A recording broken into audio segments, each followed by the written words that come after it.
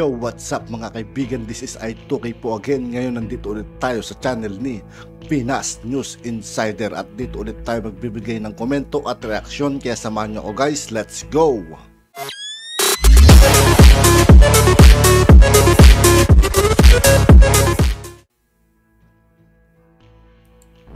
Ipinagutos ng Pangulong Ferdinand Bongbong Marcos Jr. sa Philippine Health Insurance Corporation o PhilHealth ang suspension muna ng aumento sa premium rate at income ceiling para sa calendar year 2023 at sa isang memorandum sinabi ni Executive Secretary Lucas Bersamin na nais ng Pangulo na suspindihin ang nakatakdang aumento na 4.5% sa premium rate ng Philippine Health Insurance Corporation. Mula huyan sa kasalukuyang 4%, nais din ng Pangulo na suspindihin ang aumento sa salary ceiling mula sa 80,000 hanggang 90,000 para sa calendar year 2023 na mandato sa ilalim huyan ng Section 10 ng Republic Act Number 11223 o Universal Healthcare Law.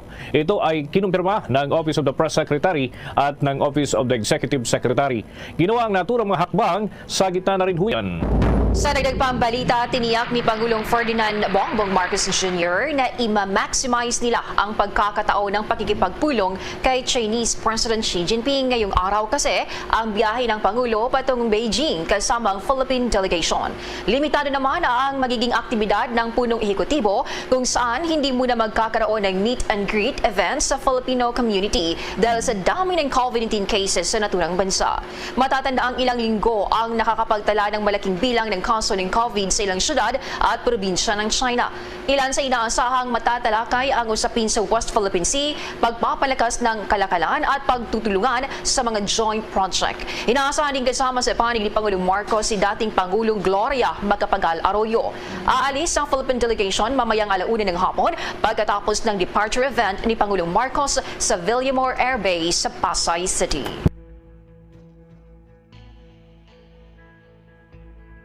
Nawala yung sounds.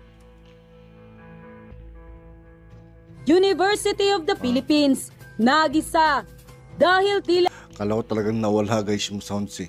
Matigas ang ulo, ayaw sundin ng Pangulong Bongbong Marcos Jr. at pati di umano mga senador na puno na sa administrasyon ng UP o University of the Philippines. Pero bago natin simulan ang balitang ito, kung bago ka pa lamang sa aming channel, Guys, sa lahat ng mga di pa nakasubscribe dito sa Pinas News Insider, mag-subscribe na po tayo guys at huwag nyo rin kalimutan mag-subscribe sa aking channel. Please huwag kalimutang mag-subscribe at i-click ang notification bell para mas maging updated pa kayo lalo sa lahat pa ng bagong video na i-upload namin. Tila matigas na nga di umano ang ulo ng mga estudyante. Matigas daw di umano ang mga ulo pati professor. At presidente ng UP, ayaw daw nila ng face-to-face classes na gustong gawin ng gobyerno. At halata Mga siraulo. Ayaw nila ng face-to-face. din daw na mga spoiled na mga estudyante at mga official sa loob ng universidad. Kaya dapat na sigurong linisin or kaya naman di umano ipasara na ang pasaway na universidad na ito. Mas maganda pa talaga kung isasara talaga yan. Halatang dilawan na di umano ang namumuno dahil ayaw sundin ng Pangulong Bongbong Marcos Jr. at Vice President Inday Sara Duterte. Samantala, hindi naman mapigilan ng netizen ang kanilang sarili na magbigay ng kanilang hinaing at komento sa mundo ng social media. At ayon pa sa kanila, President PBBM, baka kailangan na po ninyong ipakita sa mga taga-UP Diliman na yan. Kayo ang dapat masunod. Di yung kung sino-sino pang professor o student dyan ang masusunod, kundi kayo po. Ang mabuti po para mabawasan ang sakit na talamak sa bansa natin, ipasara na lang po ng tuluyan niya ang UP Diliman na yan. Tama. Dapat noon pa yan isinara. Kasi sayang ang pera ng gobyerno. Mag-self-supporting sila kung gusto nilang matupad ang pangarap nila. Ibigay na lang ang pondo sa magsasaka kasi yan ang mas kailangan ng mamayang Pilipino. Tama. Anong klase yan? President and Vice President ayaw sundin? Di talagang mayroong ipinagmamalaki. So ang gagawin dyan, bigyan ng ultimatum action yung action na pagsisihan nila habang sila'y nabubuhay. Do something against the people who did not obey your rules. Itong pagtapyas ng budget ng University of the Philippines o ng UP. Marami po ang natuwa sa ginawa ng ating presidente at ni Vice President Sara Duterte na bawasan ang pondo ng UP na yan. Kung tutuusin niya, kulang pa yan. Ako, dami nang gagaliitin dyan sa mga aktivista, mga rebelde dyan sa UP na yan. Mantakin nyo, ang kakapal ng muka, tayong taong bayan ang nakakandahirap magtrabaho at magbayad ng buwis para mapondohan yung UP na yan, pero pugad pala yan ng mga rebelde, aktivista, komunista. Marami na pong nagpapatunay niyan. Hindi ba apakasakit naman sa kalooban na pinopondohan natin itong eskwelahan na to, pero napakadami dyan ang mga estudyante, kung makaasta, akala mo alam nila lahat ng sagot ng problema ng bansa natin. Wala pa nga kayo napatunayan, mga estudyante pa lang kayo. In fairness, doon sa mga matitino, dahil alam ko, hindi naman po lahat ng taga-UP ay ganyan mga rebelde at aktivista. Marami din po dyan ang talagang matitino. Sana nga dumating ang araw, itong mga matitinong estudyante, ilipat na lang sa mga ibang state universities at itong mga rebelde at aktivista mga estudyante ito ay humanap ng sarili nyong pondo. Yung mga nagsisimpatay sa inyo, yung mga supporters ninyo, sila ang magtaguyod ng pag-aaral ninyo. Huwag kami, dahil para sa amin, willing kami to support yung mga matitinong estudyante dyan sa UP. Pero para kunin din sa aming mga taxes, ang ipang tutos-tos sa mga katulad ninyo na ang kakapal ng mukha ninyo, hindi na kayo nahiya. Pinapag-aral kayo ng taong bayan through our taxes, tapos yan lang ang gagawin ninyo? Abay, lumipat kayo ng ibang eskwelahan. Yung doon ba sa kailangan nyong magbayad ng sarili nyong tuition fee? Huwag kayong umasa sa taxes ng mga Filipino people, tapos you will go against the government. Asan ang logic doon?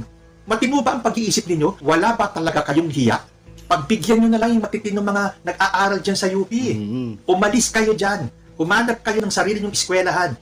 O magtayo kayo ng sarili nyong paaralan para lahat pwede nyong gawin.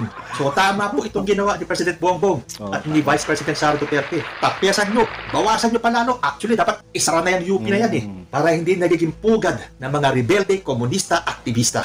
Kasi kung ating isusuma total, 2.5 billion ang natapyas sa kanilang pondo. Pero ang pondo nila for 2023 ay tumataginting pa rin na 23.10 billion. Whereas noong 2022, ang kanilang pondo ay 25.60 billion. So kung tutuusin yan, 2.5 billion na natapyas sa pondo ng UP ay maliit pa. Kulang pa. Sana na magtuloy-tuloy pa yan. Na mabawasan ang pondo ng UP na yan.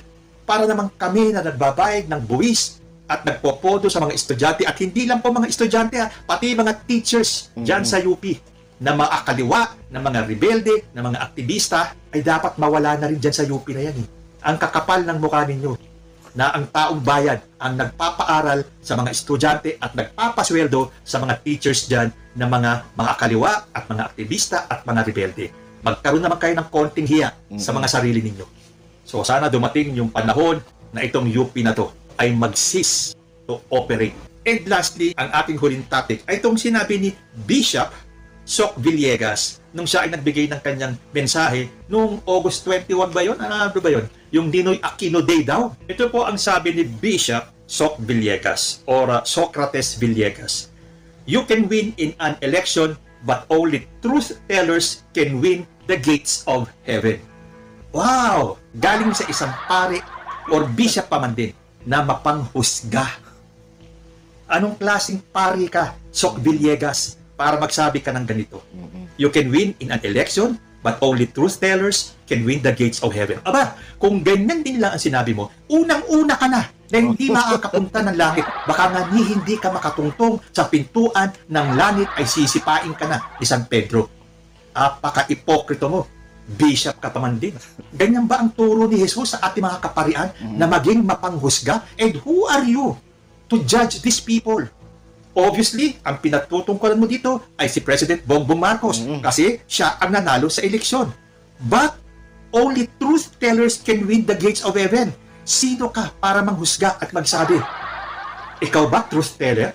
Pues, bigyan mo nga kami ng paliwanag mo, Bishop Villegas, tungkol sa mga kumakalat na balita tungkol dyan sa Hacienda Luisita. Doon sa napakaraming mga magsasaka. Oh guys, kung alam nyo lang yung Hacienda Luisita, grabe nangyari doon, yung massacre doon. Mga dilahangon lang din palang may pakana. Yung mag-ina daw, sabi nila. Diba?